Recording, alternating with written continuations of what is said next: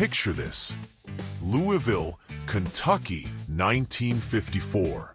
A 12-year-old boy named Cassius Marcellus Clay Jr. storms into a local police station. Tears streaming down his face, fists clenched in rage. Someone had stolen his bicycle. A red and white Schwinn that represented freedom, childhood, everything precious to a kid growing up in the segregated South.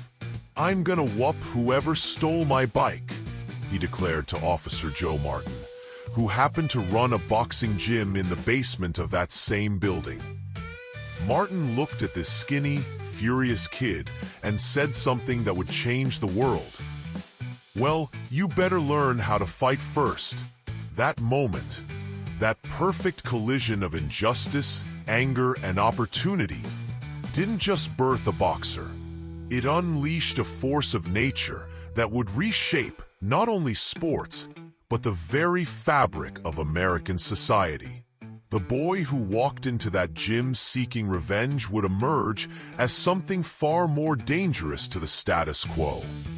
A black man who refused to know his place. From the very beginning, Cassius Clay Jr. was different. While other kids his age were playing in the streets, he was in the gym at dawn, shadowboxing his reflection, perfecting a style that defied every convention of heavyweight boxing. Traditional heavyweights were supposed to be slow, methodical, grinding fighters who relied on raw power. Clay danced.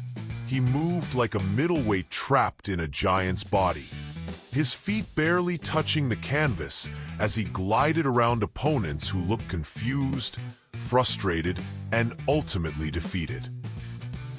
But it wasn't just his physical gifts that set him apart. From his earliest amateur fights, Clay displayed something that made seasoned boxing men uncomfortable: an absolute refusal to be humble.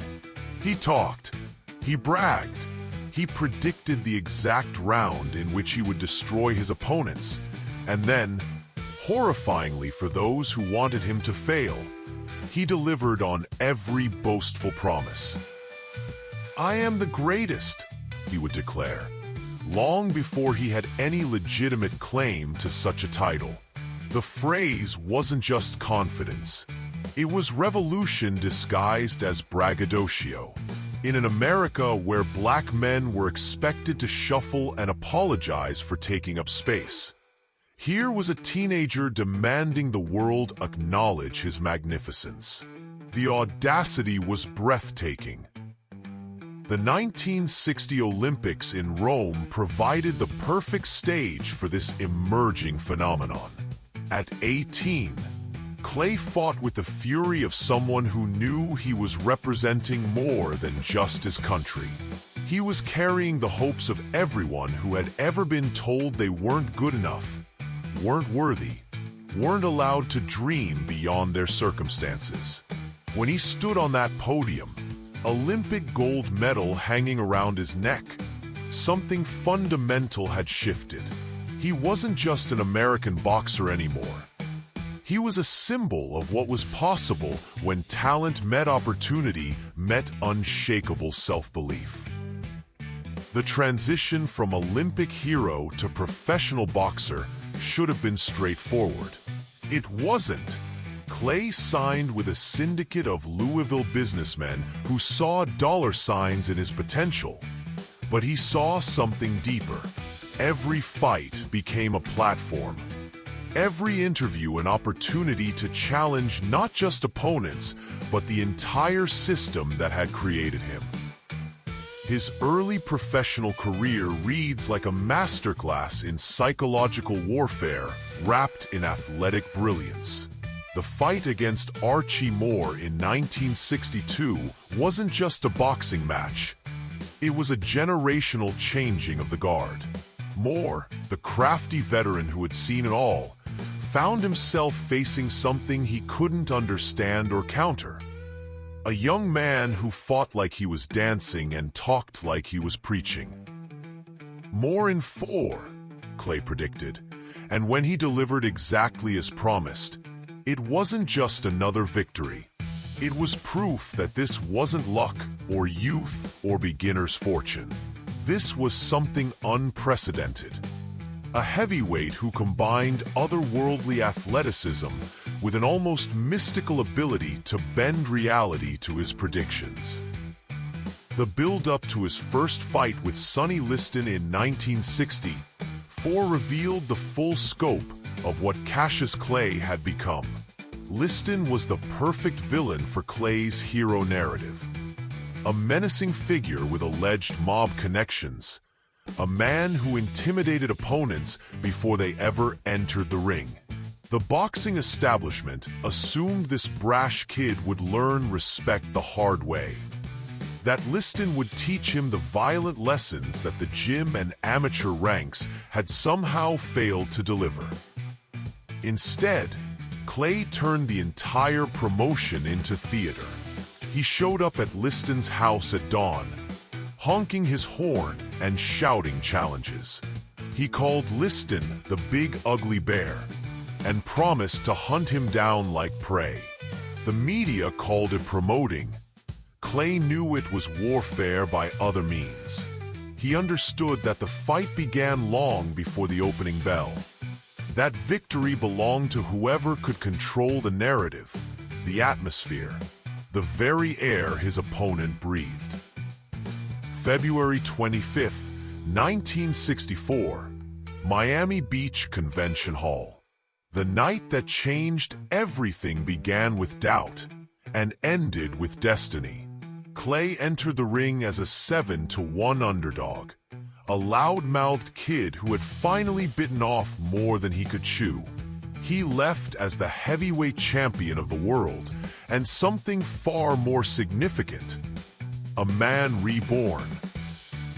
The fight itself was poetry written in violence. Clay danced around Liston like gravity was optional, landing combinations that seemed to come from impossible angles before floating away from the champion's desperate attempts at retaliation. By the fourth round, something was wrong with Clay's eyes.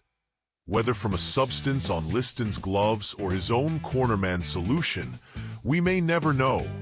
But instead of panicking, he fought blind, holding and moving until his vision cleared. When Liston failed to answer the bell for the 7th round, citing a shoulder injury that no one could see, Clay's celebration wasn't just that of a new champion. He had proved something that went beyond boxing, beyond sports, beyond anything the world had been prepared to accept. That a young black man could be exactly who he claimed to be. That he could back up every impossible boast. That he could take the most feared fighter in the world and make him quit. "I shook up the world," he screamed into the microphone, and the phrase carried weight beyond its literal meaning. He had indeed shaken up the world, but this was just the beginning of the earthquake. The morning after beating Liston, the new heavyweight champion did something that shocked the world more than his victory. He announced his conversion to Islam and his association with the Nation of Islam. The brash kid who had been Cassius Clay was dead. In his place stood Muhammad Ali, a name that meant worthy of praise and elevated. A man who had chosen his own identity rather than accepting the one history had imposed upon him. The morning after beating Liston, the new heavyweight champion did something that shocked the world more than his victory. He announced his conversion to Islam and his association with the Nation of Islam. The brash kid who had been Cassius Clay was dead. In his place stood Muhammad Ali, a name that meant worthy of praise and elevated. A man who had chosen his own identity rather than accepting the one history had imposed upon him. He chose the storm. Cassius Clay is a slave name, he explained with the patient tone of a teacher addressing particularly slow students. "I didn't choose it, and I don't want it. I am Muhammad Ali, a free name, and it means beloved of God. and I insist people use it when people speak to me. The insistence wasn't just personal preference, it was revolution. In demanding that the world acknowledge his chosen name and faith, Ali was asserting something that went to the heart of American racial dynamics: the right of a black man to define himself on his own terms. The white establishment could accept a dancing boxer who knew his place. They couldn't accept a Muslim heavyweight champion who refused to know his. What followed was a masterclass in using celebrity as a weapon for social change. Every press conference became a sermon. Every interview an opportunity to challenge assumptions that most Americans had never questioned. Ali spoke about black pride with the confidence of someone who had never doubted his own worth. He discussed Islam with the enthusiasm of a recent convert who had found truth after a lifetime of searching. Why should they ask me to put on a uniform and go 10,000 miles from home and drop bombs and bullets on brown people in Vietnam, while so-called Negro people in Louisville are treated like dogs? He asked, and the question hung in the air like smoke from a fire that couldn't be extinguished. This wasn't just an athlete expressing political opinions. This was a complete reimagining of what it meant to be famous, black, and Muslim in America. Ali understood that his platform came with responsibilities that extended far beyond the boxing ring. He was speaking for everyone who had been voiceless, everyone who had been told to be grateful for scraps, everyone who had been expected to entertain without educating. The backlash was predictable and vicious. Death threats arrived daily. Boxing commissions began looking for reasons to strip him of his title. Former fans turned into enemies, unable to reconcile the fighter they had admired with the man who refused to stay in his lane. Ali's response was characteristically direct. "I don't have to be what you want me to be. I'm free to be who I want." That freedom, however, was about to be tested in ways that would reveal the true cost of principle in a world that preferred its heroes silent and compliant. The Vietnam War was escalating, and Muhammad Ali was about to face a choice that would define not just his career, but his place in history. The stage was set for a confrontation between individual conscience and state power, between the champion and the country that had created him. But that story, the story of how a boxer became a symbol of resistance, how a man chose exile over compromise, how the greatest fighter in the world discovered that some battles can't be won with fists, that story was just beginning to unfold. And when it did, it would reveal truths about America, about courage, and about the price of standing for something greater than yourself that would echo through generations. April 28, 1967. The Armed Forces examining an entrance station in Houston, Texas. Muhammad Ali stood in a room that smelled of disinfectant and bureaucracy, surrounded by young men who would soon be shipping off to Southeast Asia. When his name was called, Cassius Clay, he didn't move. The officer called again, louder this time. Still nothing. The silence stretched across the room like a taut wire. Everyone understood what was happening. This wasn't confusion or a missed cue. This was defiance, pure and concentrated, the kind that changes history. "I will not take the step forward," Ali would later explain. "I have searched my conscience, and I find I cannot be true to my belief in my religion by accepting such a call." In that moment, with those words, Muhammad Ali transformed from the heavyweight champion of the world into something far more dangerous to the established order. A martyr for his principles. The government had expected him to comply, to serve quietly like Joe Louis had during World War II, to be the kind of patriotic athlete who knew when to fight and when to follow orders. Instead, they got a man who understood that some battles are more important than any title, more valuable than any fortune, more lasting than any victory that can be achieved with fists. The retaliation was swift and merciless. Within hours of his refusal to be inducted, the boxing establishment moved to destroy him. The World Boxing Association stripped him of his title that same day. The New York State Athletic Commission revoked his license. One by one, every major boxing venue in America closed its doors to him. At 25 years old, at the absolute peak of his physical powers, Muhammad Ali was effectively banned from practicing his profession.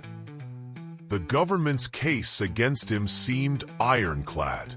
Draft evasion during wartime was serious business, potentially punishable by 5 years in prison and a $10,000 fine. The justice system that had once celebrated his Olympic triumph now viewed him as a criminal, a traitor, a dangerous example of what happened when fame went to a black man's head. But Ali had calculated the cost long before that April morning in Houston. He understood that his refusal would trigger a legal battle that could destroy his career, bankrupt his family, and possibly land him in federal prison. He had weighed all of this against something more valuable than money or titles or freedom: his soul. "I ain't got nothing against them Viet Songs," he had said months earlier, and the phrase became a rallying cry for a generation questioning American involvement in Vietnam. "No Vietnamese ever called me nigger. They never lynched me. They didn't put no dogs on me. They didn't rob me of my nationality, rape and kill my mother and father." The logic was devastating in its simplicity. Why should he fight for a country that wouldn't fight for him? What followed were 3.5 years that tested not just Ali's resolve, but his sanity. The prime years of any athlete's career, stolen by a government that seemed more interested in making an example than pursuing justice. Ali couldn't fight professionally, but he couldn't stay silent either. He became a different kind of warrior, touring college campuses and speaking to anyone who would listen about the war, about race, about the cost of standing for something beyond yourself. These weren't typical celebrity appearances. Ali spoke with the intensity of someone who had lost everything and found something more valuable in the process. He debated professors, challenged students, and articulated a vision of America that many found uncomfortable but few could dismiss. His speeches during this period revealed an intellectual growth that surprised critics who had dismissed him as just another loud-mouthed athlete. "The real enemy of my people is right here," he would tell packed auditoriums. "Not in Vietnam, but right here in America. The real enemy is the system that has oppressed my people for 400 years." The transformation was remarkable. The boxer who had once been dismissed as all style and no substance revealed depths that even his supporters hadn't suspected. The enforced exile from boxing had created something unprecedented. A heavyweight champion philosopher, a celebrity intellectual, a sports figure who spoke truth to power with the same precision he had once used to dismantle opponents in the ring. Financial pressures mounted as legal bills consumed what remained of his earnings. Friends and advisors urged him to compromise, to find some face-saving way to serve his country and reclaim his career. The Nation of Islam, which had initially supported his stance, began to distance itself as the heat intensified. Even some civil rights leaders questioned whether his stand was worth the damage it was doing to the broader movement. Ali's response never wavered. "I would rather be a free soul in jail than a slave on the outside." June 28, 1971, the Supreme Court of the United States, in an 8-0 decision, with one justice recusing himself, overturned Muhammad Ali's conviction for draft evasion. The legal victory was complete and unambiguous. Ali had been wrongly prosecuted. His religious objections to military service were legitimate, and his constitutional rights had been violated by a government more interested in punishment than justice. But the real victory had already been won in the court of public opinion. The young man who had been vilified as a traitor in 1967 returned to boxing in 1970 as something approaching a folk hero. The anti-war movement had gained momentum, civil rights had advanced, and Muhammad Ali's lonely stand against the establishment began to look less like treason and more like prophecy. His first fight after the layoff, against Jerry Quarry in Atlanta, was more than just a boxing match. It was redemption, resurrection, and revolution all rolled into one. The crowd that night included celebrities, activists, and ordinary people who understood they were witnessing something historic. When Ali knocked out Quarry in the third round, the roar that erupted from the arena seemed to shake the very foundations of the building. But Ali wasn't the same fighter who had been exiled 3.5 years earlier. The reflexes that had made him untouchable were slightly slower. The legs that had carried him through impossible dances showed signs of wear. The voice that had once proclaimed his greatness now carried notes of something deeper and more complex than simple boasting. The price of principle, it turned out, wasn't just measured in money or titles. It was written in the slightly stiffer movements of a 29-year-old body that should have been in its absolute prime, in the knowledge that the best years of his career had been sacrificed on the altar of conscience. What followed was perhaps the most remarkable chapter in the history of professional sports. The trilogy of fights between Muhammad Ali and Joe Frazier that defined heavyweight boxing for a generation and revealed truths about courage, pride, and the cost of greatness that transcended sports entirely. The first fight, at Madison Square Garden in March 1971, was billed as the fight of the century, and for once, the hyperbole was justified. Two undefeated heavyweights, each claiming to be the legitimate champion, each representing different visions of what it meant to be a successful black athlete in America. Frazier was everything Ali wasn't. Humble where Ali was boastful, workmanlike where Ali was artistic, acceptable to white America where Ali was threatening. The fight itself was brutal poetry. 15 rounds of violence so pure and concentrated that it seemed to distill the essence of human competition down to its most fundamental elements.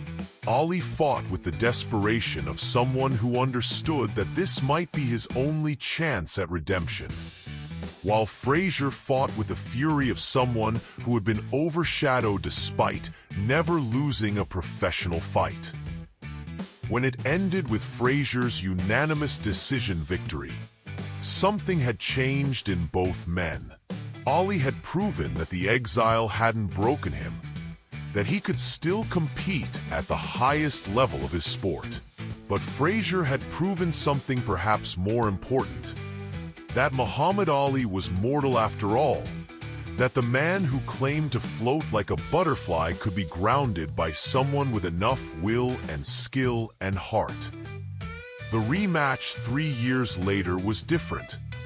Ali had regained some of his old form and won a unanimous decision, but it was the third fight that elevated their rivalry into something approaching mythology. October 1st, 1975. The Araneta Coliseum in Quezon City, Philippines. 110 degrees in the shade, humidity that made breathing feel like drowning, and two men who hated each other with the intensity that comes from knowing your opponent too well. The Thrilla in Manila, as it came to be known, was more than just the conclusion of a trilogy. It was an exploration of the furthest reaches of human endurance, a test of how much pain two men could inflict and absorb before something fundamental broke inside them. For 14 rounds, Ali and Frazier traded punches with a ferocity that bordered on the inhuman. Ali, using every trick he had learned in 20 years of fighting, danced and jabbed and talked, trying to break Frazier's spirit before his body gave out. Frazier, nearly blind from swelling around both eyes, kept coming forward like some unstoppable force of nature, throwing hooks that could have felled trees. By the end of the 14th round, both men were operating on something beyond mere physical capability. This was willpower made manifest. Two souls refusing to surrender despite every rational reason to quit. Ali's face was swollen and bruised, his body screaming for relief. Frazier could barely see, his left eye completely closed, his right reduced to a narrow slit. Then something remarkable happened. Between the 14th and 15th rounds, Joe Frazier's corner threw in the towel. The man who had never been stopped, who had built his reputation on an ability to absorb punishment that would hospitalize ordinary fighters, was done. He couldn't continue. Ali had won, but victory had never felt so much like defeat. It was the closest thing to death I've ever experienced, he would later say about Manila. And there was no poetry in those words, no boastful exaggeration. There was only the recognition that some victories cost more than defeats, that greatness sometimes demands sacrifices that can't be calculated in dollars or measured in championship belts. But perhaps the most remarkable achievement of Ali's comeback years wasn't his trilogy with Frazier. It was what happened on a humid night in Kinshasa, Zaire, on October 30th, 1974, when Muhammad Ali faced George Foreman for the heavyweight championship of the world. Foreman entered that fight as perhaps the most feared heavyweight in boxing history. He had destroyed Joe Frazier in 2 rounds, demolishing the man who had beaten Ali with such casual violence that it seemed to rewrite the rules of heavyweight boxing. He was younger, stronger, and seemingly invincible, a force of nature disguised as a boxer. Ali was 32 years old, past his prime by most reasonable measures, facing a fighter who represented everything he couldn't match: raw power, youth, and the kind of devastating finishing ability that had made short work of everyone else. What happened over 8 rounds in Africa redefined what was possible in professional boxing. Ali, using a strategy so counterintuitive that his own corner begged him to abandon it, leaned against the ropes and let Foreman punch himself into exhaustion. The rope-a-dope, as it came to be known, was equal parts tactical genius and calculated self-destruction. Ali absorbed tremendous punishment for 7 rounds, trusting that his ability to take punishment exceeded Foreman's ability to deliver it. In the 8th round, with Foreman exhausted from throwing hundreds of power punches, Ali struck. A perfect combination, left, right, left, sent the seemingly invincible champion crashing to the canvas. The crowd in Kinshasa erupted in celebration, but Ali himself seemed almost stunned by what he had accomplished. At 32, written off by most experts, fighting in a foreign country against an opponent who seemed unbeatable, Muhammad Ali had reclaimed the heavyweight championship of the world through sheer force of will and tactical brilliance that bordered on the supernatural. The final chapter of Muhammad Ali's career was both triumph and tragedy. A slow fade from the brightest spotlight in sports into something approaching mythology. The signs were there even in his greatest victories. The slightly slower reflexes, the punishment absorbed in Manila and other brutal encounters, the subtle changes that marked the transformation from the dancing young man who had shocked Sonny Liston to the aging warrior who had outlasted George Foreman. His later fights, particularly the defeats to Larry Holmes and Trevor Berbick, were painful to watch for anyone who remembered the Ali of the 1960s. The magic was gone, replaced by courage and pride that couldn't compensate for diminished skills. The man who had once made impossibly difficult boxing look effortless now struggled against opponents who wouldn't have troubled him in his prime. But by then, Ali had transcended boxing entirely. He had become something larger than sport, larger than entertainment, larger perhaps than any single individual had a right to be. The boy who had walked into a Louisville police station to report a stolen bicycle had become a global symbol of resistance, courage, and the power of individual conscience to challenge institutional authority. The diagnosis of Parkinson's disease in 1984 seemed like a cruel epilogue to a career that had already suffered enough tragedy.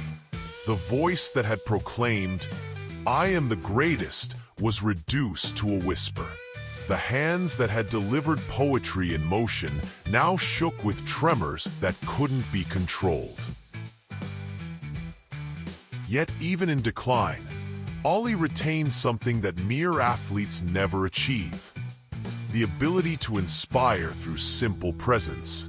His lighting of the Olympic torch at the 1996 Atlanta Games, his hands shaking as he held the flame aloft, was perhaps more moving than any victory he had achieved in his prime. Here was a man diminished by disease, but not defeated by it, still standing, still representing something larger than himself.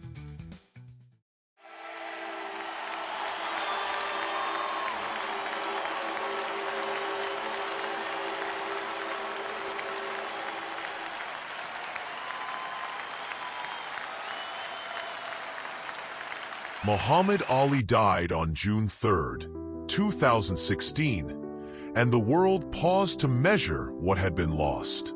The obituaries and tributes that followed attempted to capture not just the career of an athlete, but the life of someone who had changed the fundamental relationship between sports and society, between celebrity and conscience, between individual achievement and collective responsibility. The numbers tell part of the story. 3-time heavyweight champion, Olympic gold medalist, winner of 56 of 61 professional fights. But statistics can't measure the true scope of what Ali accomplished outside the ring. He had forced America to confront its own contradictions about race, religion, and patriotism. He had demonstrated that athletic greatness could be a platform for social change rather than just entertainment. He had proven that individual courage, however costly, could eventually move the conscience of a nation. The generation that came of age during Ali's prime understood that they had witnessed something unprecedented. An athlete who refused to stay in his lane, who used his platform to challenge authority, who paid enormous personal costs for principles that seemed more important than any championship. The influence of that example can be traced through decades of athletes who followed, from Jim Brown to Colin Kaepernick, each drawing inspiration from Ali's willingness to sacrifice security for integrity. But perhaps the most remarkable thing about Muhammad Ali's legacy isn't what he achieved, but what he represented. The possibility that any individual, regardless of background or circumstances, can choose to stand for something greater than personal advancement. The scared 12-year-old who walked into that Louisville police station looking for his stolen bicycle had discovered something more valuable than any possession: the power to define himself on his own terms and to use that definition to inspire others to do the same. In the end, Muhammad Ali's greatest victory wasn't any single fight or championship. It was the transformation of Cassius Clay into Muhammad Ali, the conversion of a talented athlete into a symbol of human potential, the evolution of a boxer into a global icon of resistance and hope. He had indeed shaken up the world, not just through his fists, but through his refusal to be anything less than exactly who he chose to be. The greatest lesson of Muhammad Ali's life might be this: that true greatness isn't measured in victories or defeats, in titles won or money earned, but in the courage to stand for something when standing costs you everything. In a world that often rewards compromise and conformity, Ali chose principle and paid the price. But in paying that price, he achieved something that no amount of boxing success could have provided: immortality, not just as a fighter, but as a symbol of what it means to be truly, uncompromisingly, magnificently human. The boy who lost his bicycle had found something infinitely more valuable: a cause worth fighting for, a principle worth suffering for, a truth worth defending regardless of the consequences. In the end, that may be the most important victory of all. Subscribe and welcome to the Empire.